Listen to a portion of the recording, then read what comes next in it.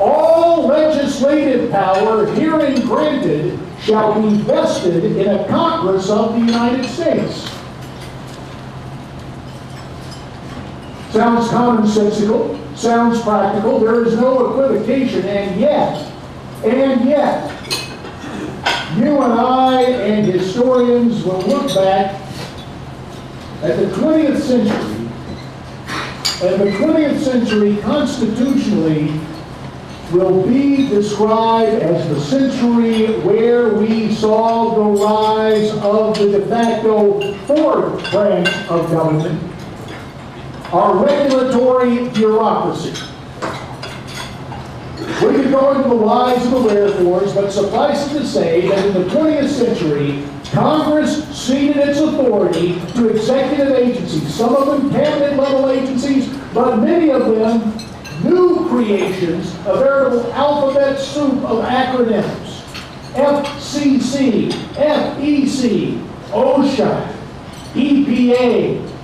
And though the intent was to have men and women of science and business in these regulatory jobs, no, we find these agencies inhabited by regulatory lawyers who measure their self-worth and their professional worth by the number of regulations they can write. And if you have ever run afoul of those regulations, you face sanctions that make you stop and say, hey, wait a minute. That's not merely a regulation, that's a law. So what can we do?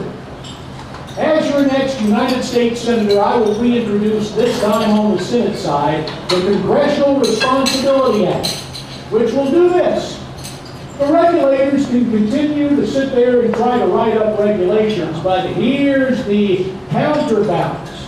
Instead of just a period of time where the regulators promulgate regulations, then put them out for a period of public comment, then you see them printed in the Federal Register where they carry the weight of law, the Congressional Responsibility Act will require each and every proposed regulation to be sent to the United States House of Representatives and the United States Senate for an up or down vote. In that way, you can hold constitutional officers accountable, and we can also rein in excessive over-regulation with the Congressional Responsibility Act. Item number 2.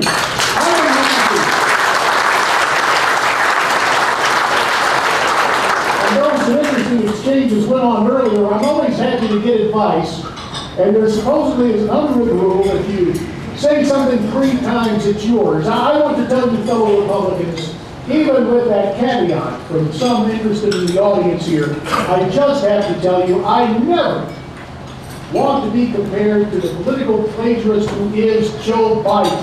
And so as we're here at this gathering today, I want to freely give credit to my one-time congressional colleague, John Shadegg, who is retiring at the end of this term. John, when I would introduce the Congressional Responsibility Act, he would introduce another piece of legislation, and I'm sorry I cannot remember the name of it, but I'm going to take this good idea and introduce it on the Senate side. I call it the Constitutional Citation Act. And it would require this.